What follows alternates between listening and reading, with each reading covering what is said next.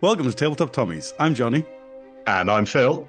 And today we have a semi-regular guest who's come back. This is Ali to talk about Megatron 3000. Hello, Ali. Hello, thank you. Yes, we were just discussing off air there when I was last on it, and it felt like 6 months ago, but you have said I was on in April, and so I have to believe you that that's true. Yes, I think Um, the last time you were on, you were announcing, well, not announcing, but talking about Megatron and what was coming up and giving the listeners and also potential players an idea of what to expect. yeah, and it was that discussion of V3 and how it was going to impact it all, but I'm living the reality of it now, Yes. because I have, Literally days away because we're yes, recording on Tuesday and the event is on Saturday this weekend. yes, yeah. Yeah. So it's like the final throws, and look, if you've got any new listeners just tuning in. The Megatron 3000, at its concept back in Bolt Action version 2, was a one-day tournament, 3 games, and it was using only the theatre selectors from version 2. So the theatre selectors were found in campaign books, they were found in the backs of the army books, and they were specific to a set period in time or a fixed battle, so that if it was, say, one of my favourites, the Budapest Pocket Defenders for Germany. So that was found in Fortress Budapest campaign book, and you could only pick units that were represented at that battle at that time, uh, as opposed to in the past the generic reinforced platoon, where you had a set structure, but your unit access was everything that was ever produced anywhere in World War II. So during version 2, the theatre selector thing, initially it was a unique selling point, but I know that other tournaments did come on board to use theatre selectors, but in a slightly different way. That for the Megatron 3000, once a theatre selector was chosen, it was then locked. It could only ever be taken once. And what my drive was to create unique armies, so no army would ever look the same or even roughly remotely the same. And I always achieved that, which was really good. I remember the first year was 24 players, and then the second year was 46, which was the capacity. The third year was 46, which is the capacity. The fourth year, which is this year, is also 46, which is the capacity for the venue. So I'm really happy. I am, but as you said, yeah, I'm living the reality. I just checked 46, 46 unique lists. And it's Um, more difficult now because you're it's you're adapting absolute. it to V3, aren't you? And that's one of the things we're going to talk about, how you do that adaptation. But you sent me a sample on the list and the errors at the top. Yeah, Yep. yeah. Yep. Yeah, so in the past, it was very straightforward to do because all the different army builder apps had all the theater selectors locked in. Mhm. And so player could just log in and, select what they wanted from it. I will try and do this so you can see just how big, Exciting. wait there, how big the pile of books I've had to do this. So this isn't great podcast material, but it's great visuals. So Yeah. these were all the books. I think it's about 24 different campaign books and source books were used. Plus, I had to reference the new, what do you call it? Minor powers PDFs. PDF. Yeah. Yep. Hmm. So yeah, cross-checking books. So when you've got, you might only have one theater selector being used from Empire in Flames, Yeah. but you still have to reach up to the shelf and pull that book off, Yeah, yeah. reference it, cross-check it with the new Armies of Great Britain. So I suppose that is, I have to speak to the your listeners and say how then, what adaptations did I have to make? Or Mm. How did you make that change across from, I assume you just do the selector as it was in V2, but using V3 points? Is that the way you went? yes, at its core, yes. So Okay. it's still 1,250 points. It's still the theatre selector, and you use the theatre selector as not only the source for the units that you get, but that's also your platoon structure. So the V3 platoons were not being used in any way, shape, or form. Okay. And I honestly thought I explained that well in the player pack, but I really, The but list submissions suggest otherwise. the Yeah. list the list submission suggests otherwise from a lot of players. Well, not a lot of. More than a few, less than a lot. Sufficient. Yeah. Yeah. Yeah. Read the Okay. pack is the. Yeah. Yeah. Anyway, so Okay, so let's say I've taken the British Burma selector from Armies of GB. right. There's only one tank from memory, tank slot in the V2 selector, and only one armored car selector. So I'm limited then. If I take that theatre selector, I'm limited to 2 armored fighting vehicles. Yes. Even though in a V3 armored platoon, I can take up to 5. Exactly. Okay. But that's a great thing. You've been off all your V3 platoon ideas. Mhm. You are now limited to 0 to 1 armored cars, 0 to 1 tank, 0 to 1 artillery pieces. This is in broad terms Yeah.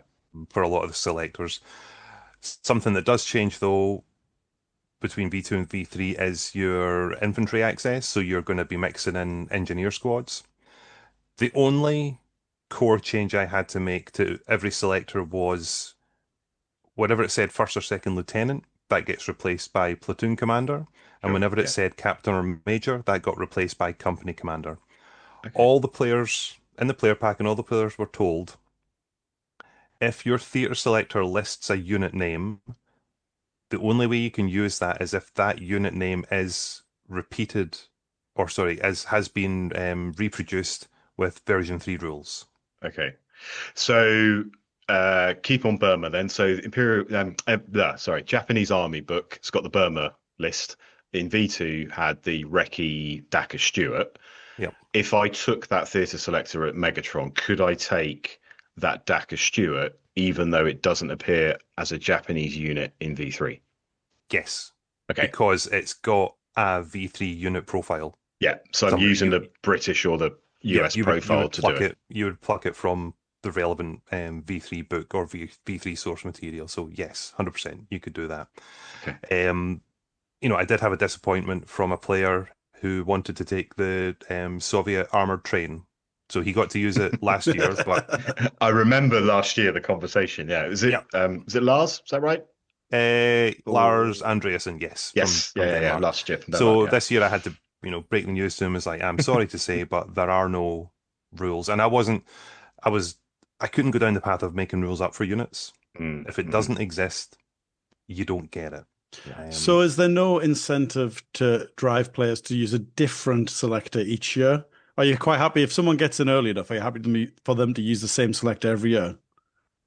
Am I happy about it? Not really. Lacks imagination.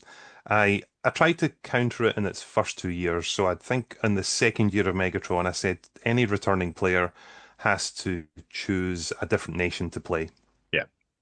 Because I at the start I wanted to make that happen, but then as the numbers grew, it just became something that I couldn't manage the data of it. Yeah. So- We've sort of tried to encourage it with the English Open this year, where we've said if you take the same nation that you took last year to the English Open, you actually have a reduction in points. Basically, because we're forcing them to take an intelligence officer, with the idea being that similar force, you've got greater intelligence, that kind of thing. But we're trying to encourage people that way by essentially penalising them from taking the same nation, because we don't want to see people having that stock army that they just bring off the shelf for the English Open that they've taken to roll call or the GT or whatever. And no, I think look, there are players out there that are doing it, but I suppose for me with the Megatron 3000 is I've got to understand that not everybody has time or finance to do a new army every year. I always try to get the tickets on sale at least 10 months in advance so that players can choose their selector early, because once it's selected, it can't be picked by another player. So if you've got an idea, you have to get in quickly to get it. Yeah. And then it gives players time to build an army to suit that, but not everybody has that ability, so I can't really go out of my way to force people to do that. For myself, I never want to put barriers up to participation, so I don't care if it's not painted. That's I'm a passionate painter myself, but again, people don't always have the time, so I'm not going to penalize somebody for not having time. Life's busy. Just looking down the list, Ali, on the Facebook page, are the names of the players in order of when they signed up? Yes. So I'm really not surprised that the second person, Mark, took Bloody Gulch. because I'm thinking here, like, if you're applying a V2 theatre selector but into V3, and we know how popular armored vehicles are in V3 and effective they are, Bloody Gulch was one of those selectors in V2 that allowed you to take up to 3 tanks in this instance. So things like that, and Into Hell from the Stalingrad book, the German selector, that's another one I was thinking of. Loads of pioneers. I think it's got a couple of tank slots in it, plus an armored car and a Nebelwerfer and so on. Yeah. Yeah. No, and that's what's funny. I remember in all the runnings of version 2 of the Megatron 3000, running theatre platoons gave you access to more tanks easily compared to generic reinforced platoons. Whereas now that we're running it in V3, in actual fact, there are less tanks going to this event than you would normally find. Yeah.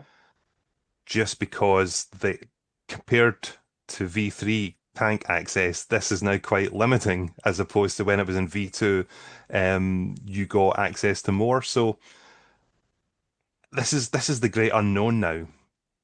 So I put the pack out, sold 46 tickets, have had 46 lists in. I've had 46 lists approved. It took a bit of work to get there, but it's done. I've had people messaging me about games they've play tested, and I've had to make decisions on a lot of theatre selector specific rules. Yeah. So not global rules or national rules, but just these theatre selector specific rules. Do I still get them? And for the most part, the answer is yes, you do still get them. And I think we'll be discussing some of those specific rules when we talk about some of the sample army lists that are provided for yourselves. Yeah, I mean, Hedgerow Ambush springs to mind straight away. Yeah, we're going to talk about that, and it's amazing. Yeah, and what it's done is it's thrown up not challenges, but it's tested the V3 rules in a different way and V3 gameplay. Yeah. And one of the ones straight away is, you'll have all heard this line that, oh, pins don't matter, there's leadership everywhere. Because of all, in the classic V3, there's all these platoon commanders. There's not in the Megatron 3000, because you get 0 to 1 platoon commander and 0 to 1 company commanders. So there is only ever going to be 2 bubbles. And the scoring system for the Megatron 3000 has always been, it's 5 points for a win, 3 points for a draw, 1 point for a loss. There's a secondary objective on the table, which gives you 2 points. Now, these points are, however you want to call them, battle points, game points. These are the points that go on the main scoreboard to determine who wins the event. So the secondary objective is worth 2 points. It's not a tiebreaker, it is. These are points. Killing your opponent's most expensive HQ is 1 point, and keeping your most expensive HQ alive is 1 point. So a perfect score for a win is 9. 9 points. 5 for the win, get the secondary, kill your opponents, and keep yours alive. Yeah. The interesting thing with your HQ there, Ali, is because now some of the armies can have like big squad HQs, but obviously the miners are still limited in the V2 sense of like 3-man HQs. Yep. So there is potential for a bit of imbalance there. Like, have you noticed anything coming in with the lists in terms of HQ imbalance? Are people doing the big squads? Yes. The nations that have got army books, Germany, USA, Great Britain, there's big squads. They've got big command squads, and that's great. So yeah, killing their units might take a bit more work. I don't know. That's one of the great unknowns that this tournament's going to test. It's testing the V3 rules. So Great Britain new book is in play. Yes, it that's made the interesting. cusp, and I've forced it through. What did you do if someone did want to run a theatre selector with Gurkhas in? Because obviously, since the Great Rift, they don't. You just can't have them now. They don't you have can't an have them entry from the big rule book. Interesting. No, they don't have an entry. Oh, and people were. I had no. I bet you wouldn't be happy about that, Phil, would you? I wouldn't be playing the Burma selector, no. I had no kickback about that, or if anybody has kickback, they've done it in private without outside of earshot of me. Yeah. which is fine. You know, the book came out. I look, but again, though, there's compromises that had to be made. You've got players that were using Canadian selectors. They Yeah. just get to use the generic British infantry squads. So have you got any Australian selectors? Would the same thing apply in that case? I would have applied the same thing. Yeah. I don't think I do though. Okay. Um, Yeah. I don't think I do. But if I Sorry did, to put you they on the would just spot. be no, they would just be generic British, generic Mhm. British infantry. But that's again, that's another great thing that came up for all the three nations that have had their books out, is that when it says, I guess for that, like I can't even think of an example, like a generic kind of looking, oh, like a British Western Desert list, Yeah. and it's just got regular infantry squads. Players asked, like, can I use was it for King and Country? It's like, let me make them guards. It's like it is a unit option now for your regular infantry. So yes, have at it. Mhm. Uh, Yeah. and the same for well, it wasn't the same for Germany, because if you come up with a here grenadiers or a here infantry squad, if you give them anything, it changes them. But in saying that as well, there's an example coming up. I think it's one of the commando um, theater selectors. It's actually easier to make it. It's very easy to make this specific one. So no, it's been a good test of my own rules knowledge. It'll be a test of the V3 game rules when there's not Mhm. these leadership bubbles everywhere, but there is still lots of pins being Yeah. fired Yeah. out. Yeah. Did you allow? Well, I think the answer to this is yes, but you allowed armor platoons Yes. alongside the infantry platoons as well. So I guess your command tank gives you one extra cheeky little bubble there, doesn't it, for your armor? So that'll be interesting to see Well, how they pan out against the infantry. that's technically not going to be an extra one, because I think most of the armor platoons don't allow you to take a platoon commander.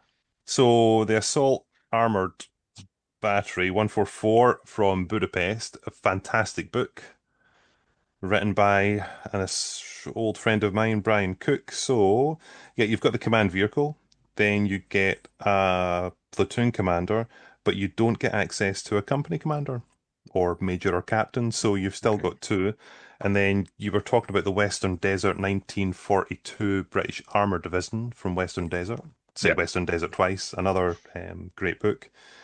You get the command vehicle, then captain or major, and then there's no Okay. So platoon you commanders. could take a company commander with your Yeah, command yeah. vehicle. Yeah. That's interesting. That's That's not hard interesting. and Yeah. fast. There are a lot of tricks out there, Yeah. because I came across one where there was an army list that came in. I think it was for a Japanese selector, and I almost pushed it back, because one of the first things I checked was how many platoon commanders have they got. It just got to the point where as soon as I saw a second one, it's like reject. You have not done this properly. And I scrolled down this Japanese list, and it had two platoon commanders in it, and I thought, there was a moment where I thought, this is wrong, but to come from this player, because we'd had a lot of private discussions, and I thought he's not going to make this error. And when I actually dug into it, there was a core platoon commander, which he took, and then for the extra HQ choice, it was either a lieutenant or a captain, not a captain or a major.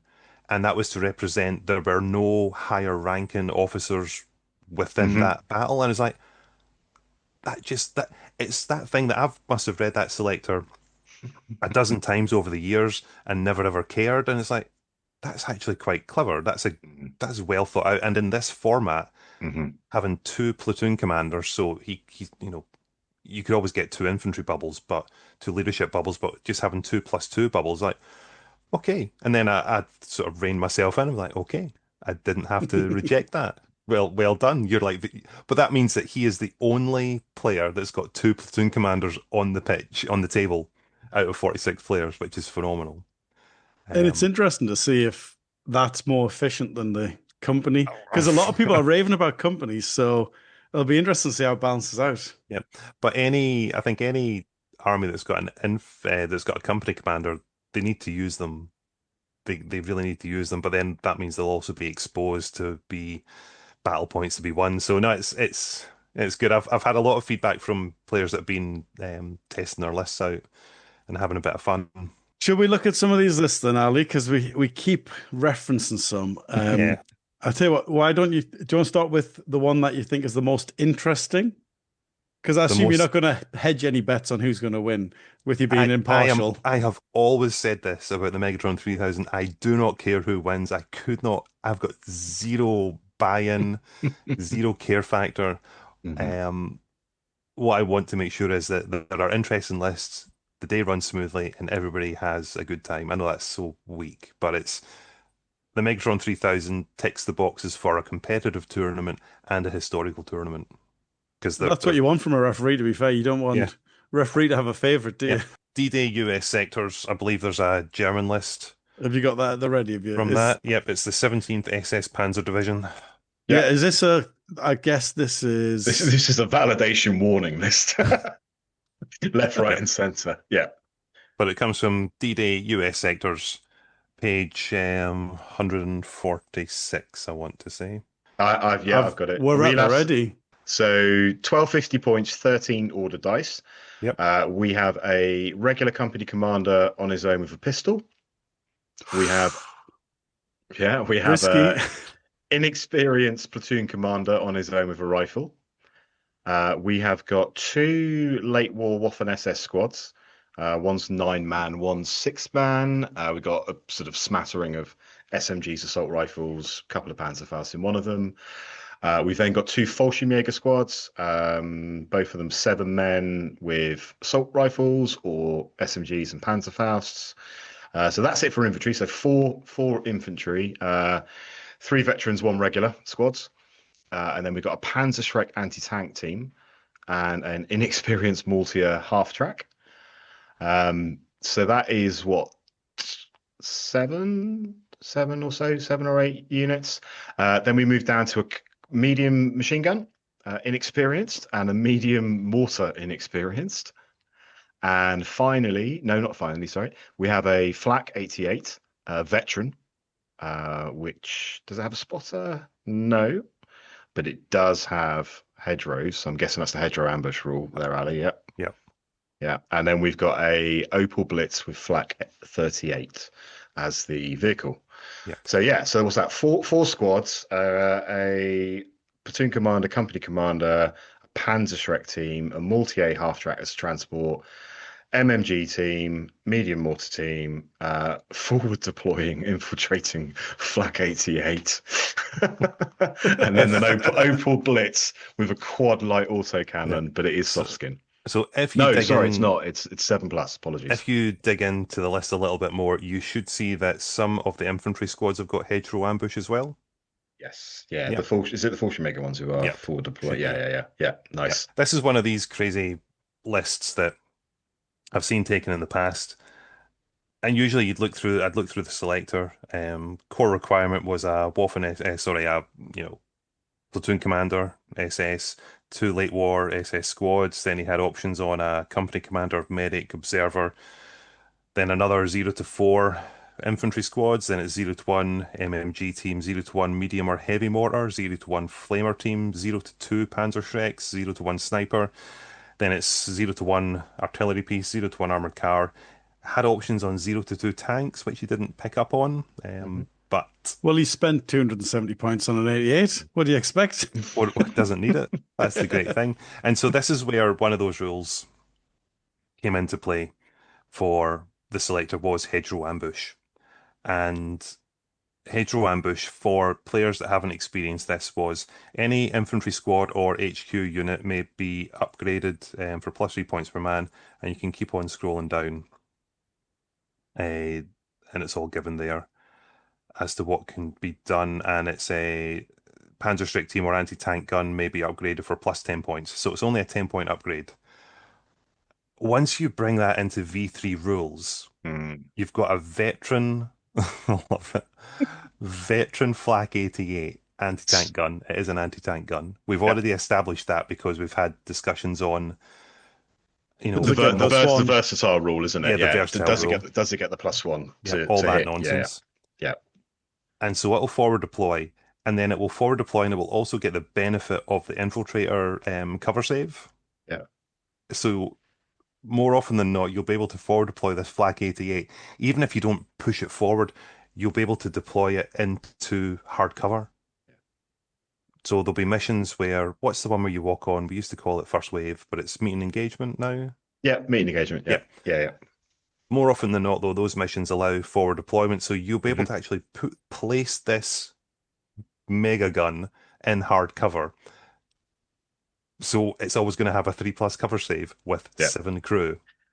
And Have at it. Fnatic, the players paid for Fnatic, so Yep. it's a veteran Fnatic for deploying 7-man. It's crazy. That is, yeah. I mean, it's going to be an indirect magnet, but not everybody's taking indirect. You know, in certainly in sort of V3 games. So, But again, once you think about it, the format that's been played, 0-1 mortars for the most part, 0-1 artillery pieces for the most part. So there's not going to be that absolute wave of indirect spam. yes, fishing for sixes. Yeah, you're only getting maybe one or two, three, maybe. Yeah.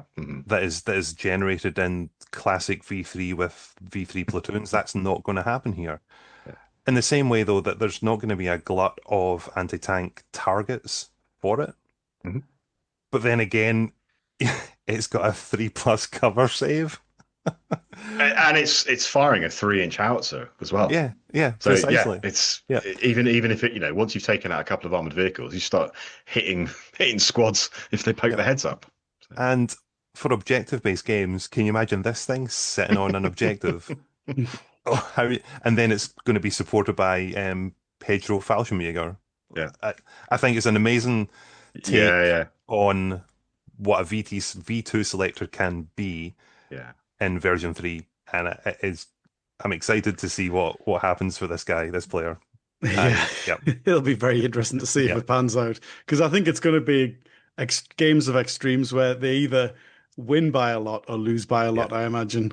But that's something that list we've just talked about, I can see on the video that we're all smiling about it. Yeah.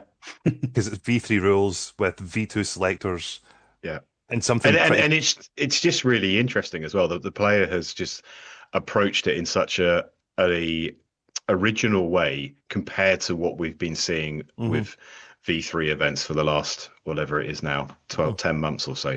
Yeah, it's exciting. Yeah. It's an exciting thing to talk about. Yeah. And then I think next up is should be a Fortress Budapest. Oh, yes, please. Army. Is this another German one we're looking at? I think this is one of the mixed ones. Oh, that was always popular in V2, wasn't it? The old Hungarian and German pocket defenders. Yes. Oh no, this one is just Germany. So it's the Panzerkampfgruppen Armor Platoon, page 136. This one, what I like with this one straight away is we've got a veteran HQ. So the platoon commander is veteran, and he's got extra buddies. He's got 4 friends with him. So that's a 5-man squad. Great start.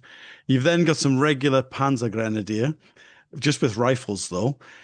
Another squad, exactly the same, 5 Panzer Grenadier, 55 points. Then you've got 2 half tracks, the 250s, so no spare seats there. And then, sorry, you've got 3 of them. So that's the officer and the 2 squads have a 250/1 each.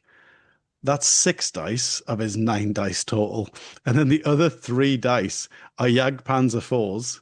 You've got 1 Jagdpanzer 4, veteran 308 points. And then you've got 2 of the L70 version, which are a measly 288 regular. So the standard Jagdpanzer is a heavy AT gun with a 2-inch template, and the L70s have the super heavy. So, I mean, 3 big tanks there, but the infantry don't have much bite. So that's interesting to see how. What's the theatre special rules for this one, Ali? There are no theatre special rules for this one, other than because it's an armor platoon, everybody has to be zipped up. But for this, so it's funny reading this selector. This is one of the ones where you could have 0-1 company commanders or 0-1 platoon commanders. So you could have had 3 leadership bubbles. And he could have made them into little squads as well. Yeah. Could have beefed them up. Yeah. When I read this list, it gave me the smile because it ticked the boxes for low order dice, which I've been a proponent in the past for version 3. tanks that I have never seen take to the field. The Panzer. Mm. So this is the one that's got the really low profile. Mm-hmm. Taking it veteran again ticks the box, but it also introduces Panzer Ace into it. So it's that V3 rule that ports into a V2 theater selector. Mm-hmm. I cannot wait to see the visual on this. Yeah, this is Will it be a winner of games? I don't know, but Kill points. I think it'll do very well in kill points, but yeah. not sure anything else. yeah. But then, like for yourselves, hundreds of games have been played between the three of us. Have you ever seen a Panzer on the table ever? No. No, Not that I exactly. recall. Exactly. No, and like you said, Ali, it's a veteran, so you're ignoring pins if it can't be hurt. In addition, it's reinforced front armor, so it's armor 10 on the front, veteran with Panzer Ace. So, and all of those light autocannons, or the light AT gun fired over half range, drops from +4 to +3, doesn't care. Yep. It's a really interesting combination. Yeah.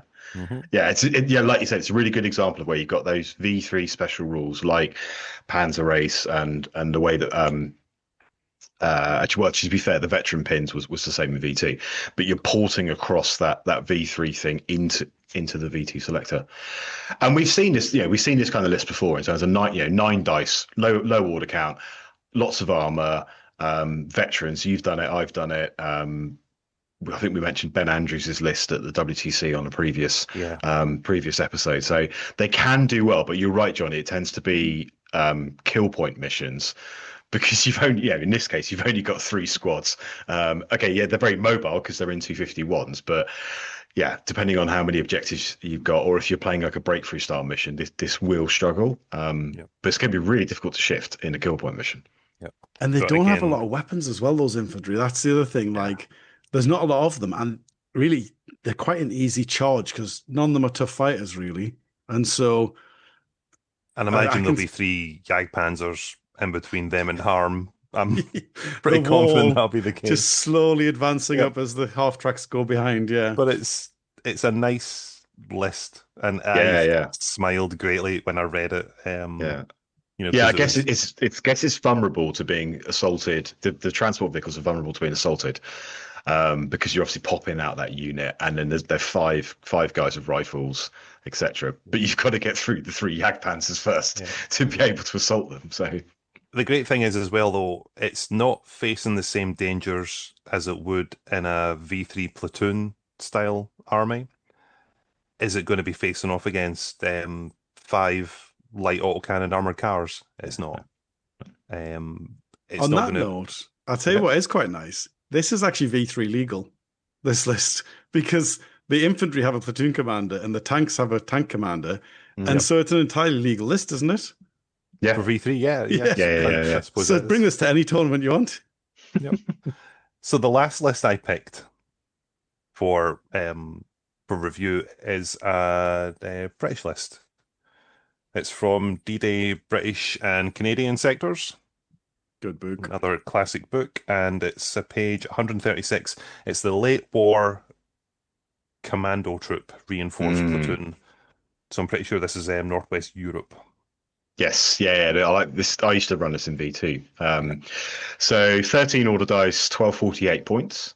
We've got a veteran company commander. To be honest, everything's going to be veteran until we get 20 vehicles. So veteran company commander with 4 extra guys. So 5-man SMG, 160 points. That is fantastic for a company commander. Obviously, they've all got the commando rule if they can take it.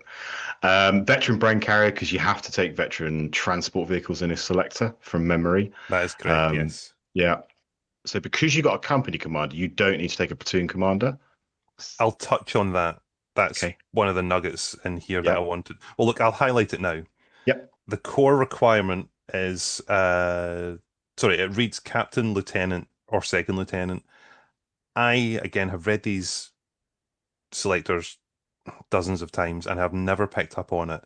But this is one selector where your core requirement can either be, in what I've created, a company commander or a platoon commander. Yeah. So you're not the tax. Well, you can pay an expensive tax or a cheap tax. Yes. Company or platoon. Yeah, and I Like think in this format, sorry, Ali, in this format where you've got fewer platoon commanders or company commanders because you're running a V2 theatre format, actually, if your compulsory officer is a company commander as opposed to paying for a platoon commander and a company commander, there's something in that with the increased bubble and the increased morale bonus.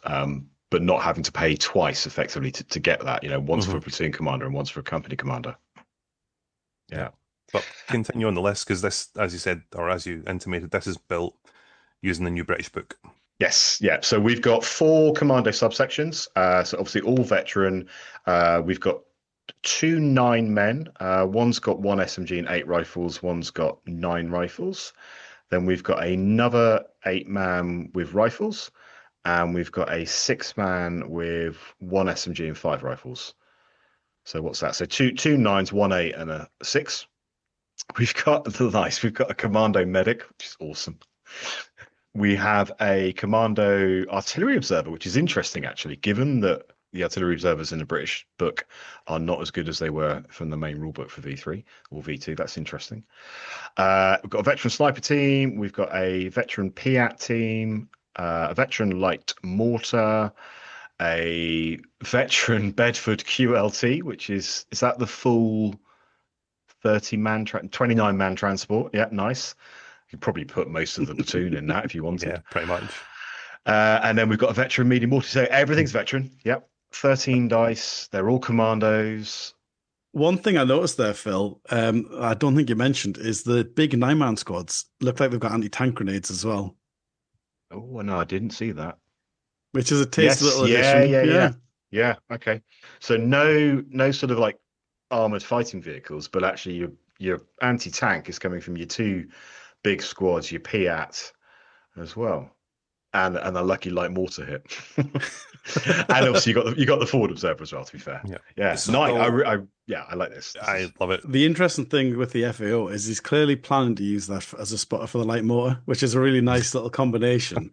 That he's got his 2 mortars and they've both got a little spotter, and I think that's a little bit of something considering what we've lost with our British FAOs. At least that gives them something to do, doesn't it? But no, that list, it was seeing that list again in a new with new eyes, with new version 3 rules and a new army book.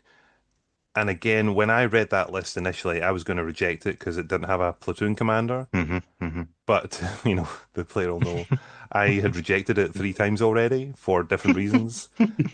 And I just thought it's like, you cannot keep this going. And then I had to read the selector again. I'm like, no, he is right. On this instance. So yeah, it took a bit of work for a lot of different lists, but it was just that moment where it's like, oh, a platoon commander isn't required. I can go the full hog and get the company commander straight away. So obviously there's taxes, then everything has to be veteran transports. Is it competitive? But would that be competitive in classic V3?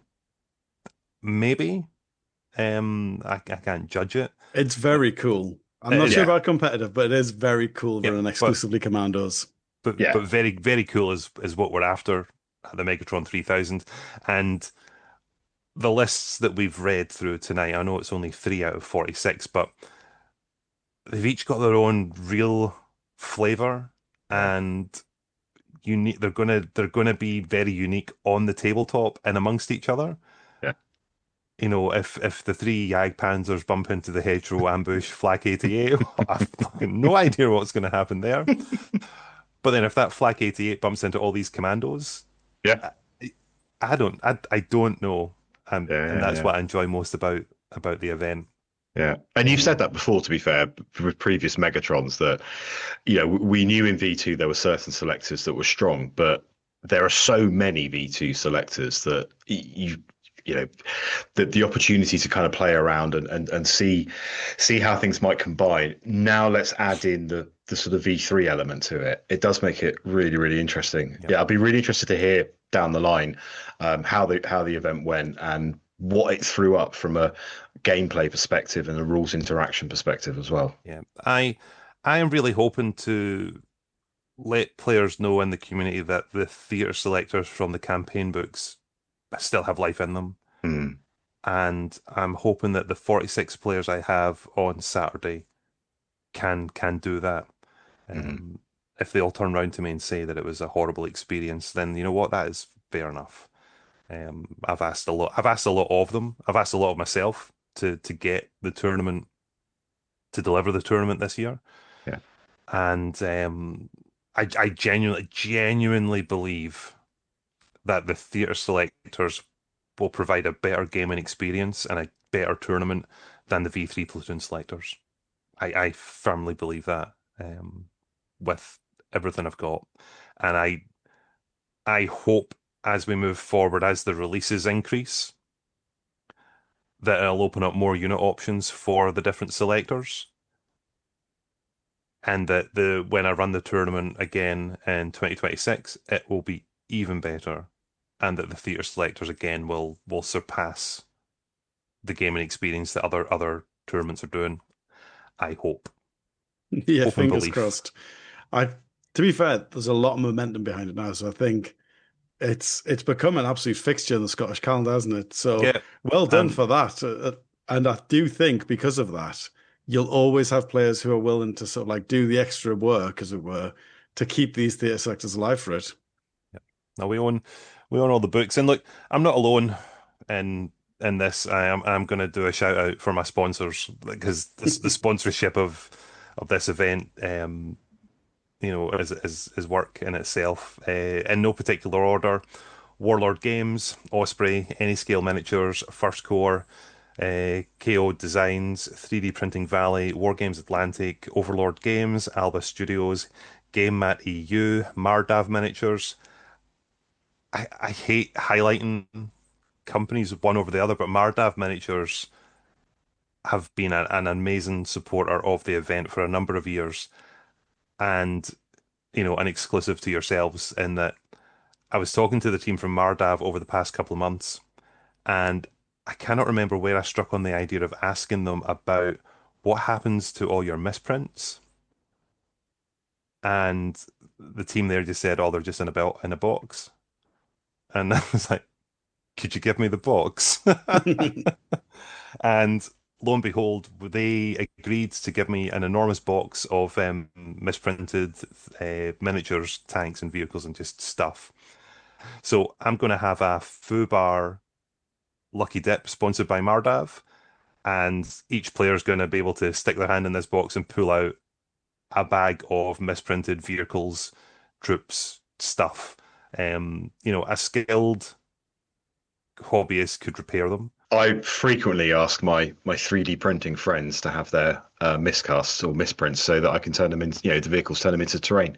Yeah, You just ruin them and rubbish them up a little bit, and they're a yeah. nice little damaged vehicle, bit of hard. So it's none of the players know that yet. I haven't told anybody.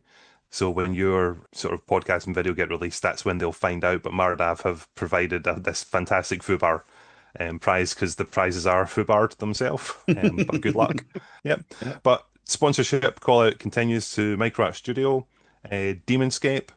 Demonscape are a Scottish business based up in the north of Scotland. They've done all our trophies. Mm. Sure, there's at least one other sponsor in there. Gamers Grass. Oh, Artis Opus. They provided another fantastic set of paintbrushes, and that's it. That's the list. Nice.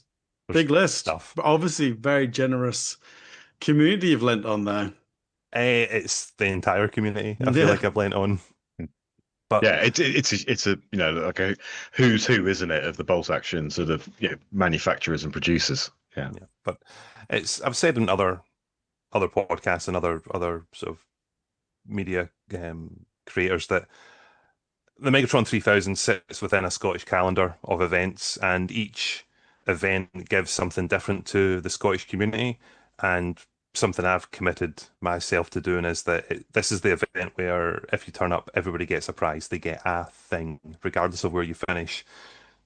And so, even though that we're up to 46 players each year, it's still my commitment to try and do that for all of them. Other events where they're run contribute money to charity. They contribute money to their clubs so they can sustain their club from year to year. The Returned Servicemen's League and British Legion. They get money generated by different events in Scotland. So every event has got a different aspect that they're trying to help. And for myself, because the Megatron 3000 is my own personal creation, I just thought everybody should get something for coming. And I guess with the use of the theatre selectors, and you've heard me say things like, I believe this is better than X, I believe this is going to be better than Y. It's all, this is my stuff. This is what I want to have happen. Nice. And I know that this is sort of juxtaposed to the next event that I do run at this time, and that's the Scottish Nationals. Well, that's what I was about to come in there, Ali. Yeah, Because we just segue. were speaking about the Scottish calendar. Is the Scottish Nationals the next event in the Scottish calendar? It is. So the Scottish Nationals is in September. It's the 20th and the 21st of September. And it's held in the same venue as the Megatron 3000. So that's in Common Ground Games in Stirling, which is very central in Scotland. And so the Scottish Nationals, that's an event that I run currently on behalf of the community of Scotland. So it's an event that's community owned, I guess. You can't sort of. Yeah, every year you pass it over to a new TO, don't you? Yes. Yeah, or it's the expectation is it'll pass from hand to hand within the community. It's one of those legacy tournaments that are run, and it's Scotland's only 2-day bowl action tournament. The vision is that it's been a national event, that it's accessible to all. So with it being the first time in version 3, it's being run using all version 3 rules. There's nothing funky or strange that's happening. And for myself, when I wrote the pack, it was keep it simple, stupid. It's 5 games, 2 days, 1,100 points. The army selection, when I wrote it, it's 1 to 2 rifle platoons, and then it's 0 to 1 of any other platoon. So that just meets the needs that your core requirement is a rifle platoon. You can have up to 2 of them, and then you can have 1 of each. Basically, you built your company, and then you get one cheeky little extra rifle platoon if you want it. Yeah, pretty much that.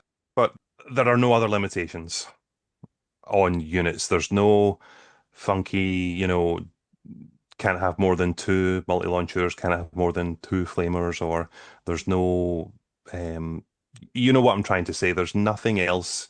There's no comping or anything. It's very much stock. Yeah, and I'm not generating house rules on, Yeah. how a multi-launcher works or rigging the number. Like, I don't want to disrespect other tournament organizers out there, but I don't like fiddling with core mechanics and core rules. Yeah. Because it just upsets. Okay, the balance now might not be perfect, and it isn't for version 3 Platoon. I've just spent, I don't know, half an hour or more talking about the Megatron 3000 and how theatre selectors are a better way to present armies. But even then, I don't put limits on it. Yeah. If they're not historical. I think in the past, I said that if you've got anybody in Stalingrad, you don't get a Panzerfaust. Just because there was a quirk of when a theatre selector referenced you to a unit entry, the unit entry could get Panzerfaust, but in 1941 you didn't. So don't. Minor stuff like that. I know there are events that put limit on observers, that put limit on how many 3-inch HE templates. HE templates, stuff like that.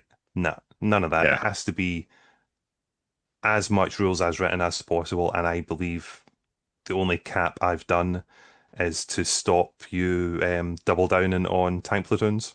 Yeah, as you said that's what I thought. You can't take your, I don't know, your Polish list where you've got 3 or tankettes. Yeah, 3 or 4 mounted cavalry, and then you've just got tankette spam. Yeah.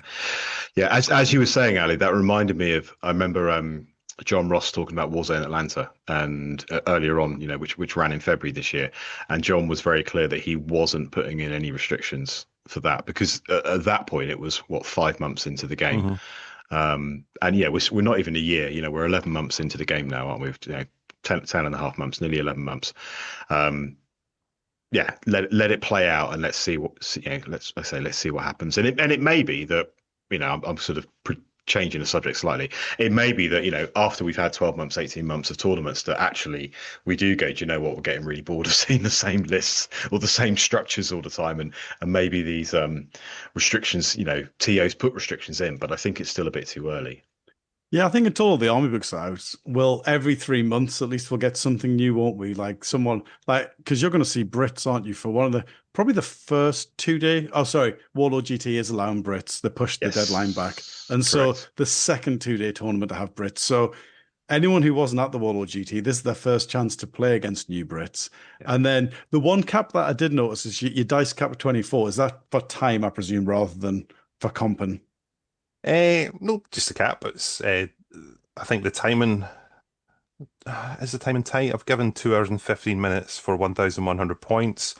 When it comes to the 2 hour mark, you'll get your 15-minute warning, and no new turns can be started in the last 15 minutes. So it I like that. encourages speedy play. Yeah, yeah. I mean, I haven't done it for the Megatron 3000. I want people to play to the last gasp, the last dice. Um, but for the Nationals, tighter time restrictions, 2 hours, no new turns in the last 15 minutes, and then, it's dice down. Yeah, and I presume on your drive to keep it as standard as possible, it's all going to be rulebook missions. There's not going to be any like Kitty Hawk Yes, Dance are going to be in there, for example.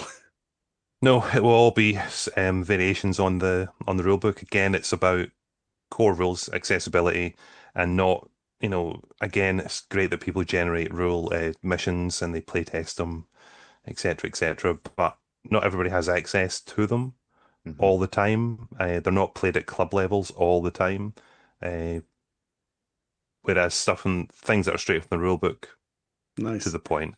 And we'll use, I can't remember what dates I've specifically written, but the latest FAQ will be in play as long as it's out at least a week before the event. I'm sure I've been week or 2 weeks. The only other little sort of unique input that I got, and I had this approved by some of the sort of others in the Scottish community, was the way that prizes are done at the Scottish Nationals. And first, second, third place will get a prize. There'll probably be a prize for best painted, and then there are going to be 5 supply crates. One each will be won during the 5 rounds, and the supply crates are going to be stocked with products only from Scottish companies, only from Scottish wargaming manufacturers, Scottish third-party sellers, just to promote what the Scottish wargaming industry, for a term, is capable of producing. I don't have those all locked in yet, so it would be remiss of me to mention one without the other. But one of those boxes will go to whoever wins the first game each round. So first winner, first to put their result in, they get a supply crate to take away with them.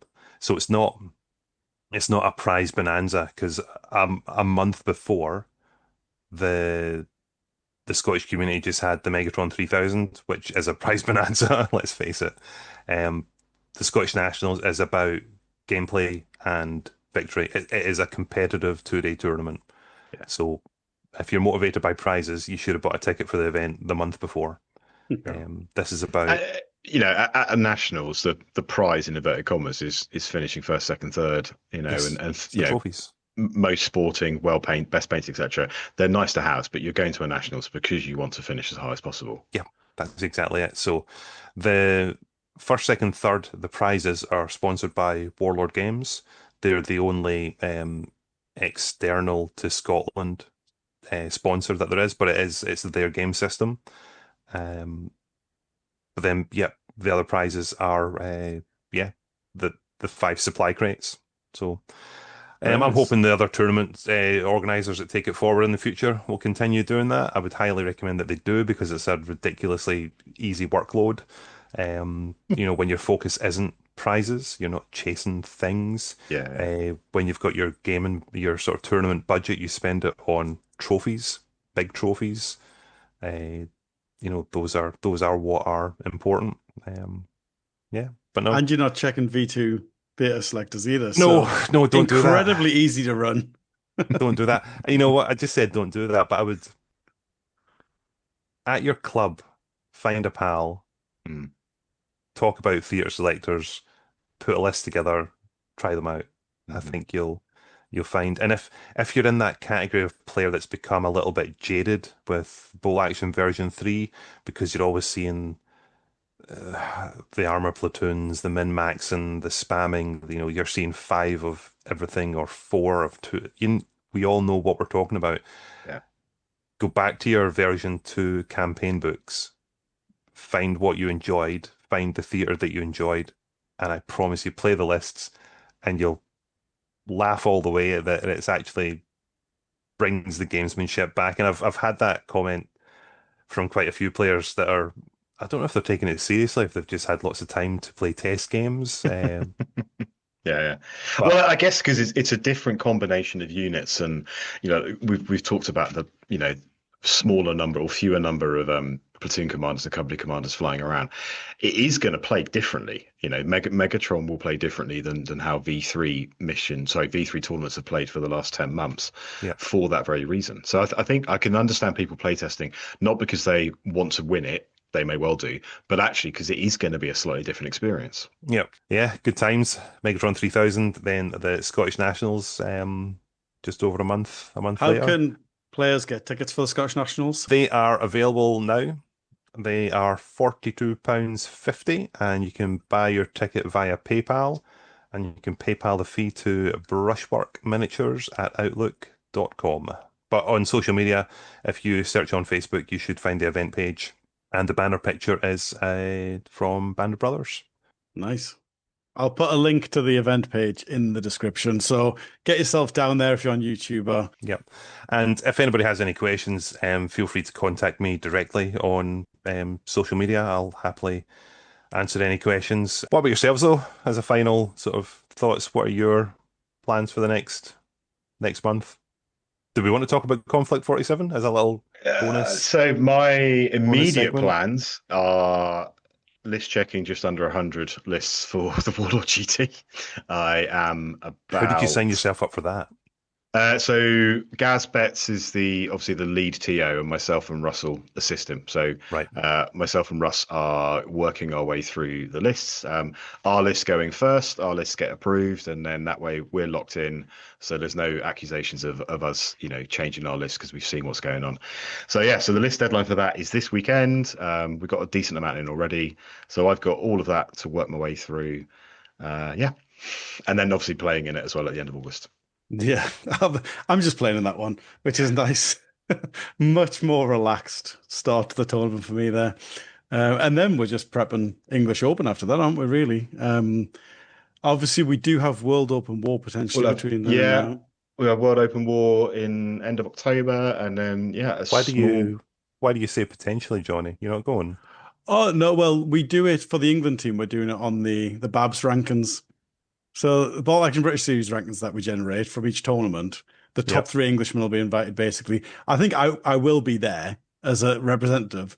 But if we have 3 top Englishmen, I'm going to put them in the team, basically, because I think the top 3 are going to be experienced hands anyway. Looking at the table at the minute. Yeah, and the GT will be interesting depending on who is going as well, because that could shake things up in terms of who the top 3 or 4 English qualified players are. Yeah, there's a lot of points on offer for the GT because it's 100 players, isn't it? So Yeah, just under 100, so there's a huge amount of points. Yeah, so yeah. the Babs can change quite a lot. Yeah. So World Open War, and then obviously English Open in November, which is now fully sold out. Oh, I've got the London GT as well, and at the end of September. Oh, So yeah. I could quite a bit actually the next 2 or 3 months. Does sound just a Yeah. little bit busy.